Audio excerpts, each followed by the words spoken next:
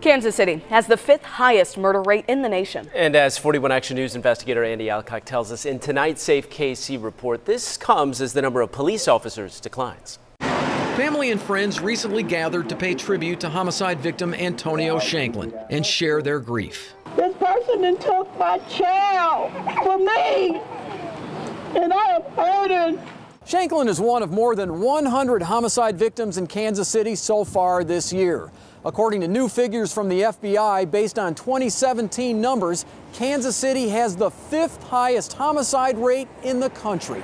At nearly 31 murders per 100,000 residents, Kansas City trails only St. Louis, Baltimore, Detroit, and New Orleans. We have a higher homicide rate than Chicago, and that should be really concerning to everybody. What has an impact on violence in the city is the number of people who have guns in the city. But Patrick Toohey of the Show Me Institute, a Missouri think tank that studies public policy, disputes Kansas City Mayor Sly James's claim that increased gun accessibility is the cause of a spiking murder rate.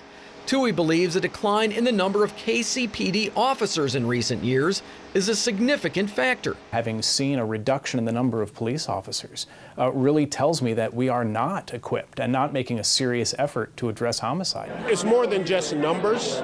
There's costs involved, and there's also deployment issues when you talk about police officers. KCPD data 41 Action News obtained shows there were 1,427 sworn KCPD officers at the end of 2013, a little more than halfway through Mayor James's first term in office.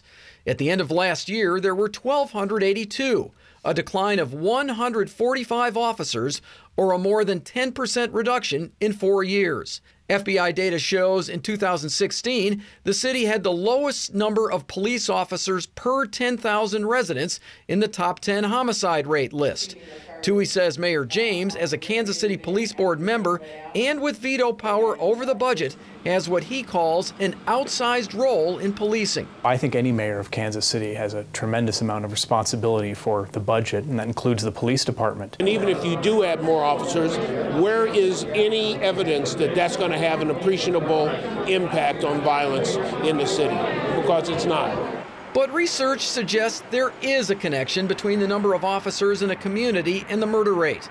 According to a Princeton University study released in February, one life can be saved by hiring about 9.5 officers. This issue of the number of officers, although it sounds good and it sounds logical, there's a heck of a lot more to it than that. Number of police officers is absolutely crucial to combating crime, and I don't understand how anybody could think otherwise. We should not have to lose somebody for all of this. Any new form of crime prevention in Kansas City is too late for Antonio Shanklin.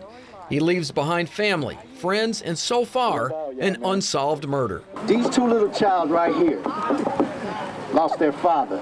I'm investigator Andy Alcock, 41 Action News. Now, along with staffing declines, KCPD's budget from 2015 through 2017 dropped more than 11%. However, there is a slight increase in this year's budget.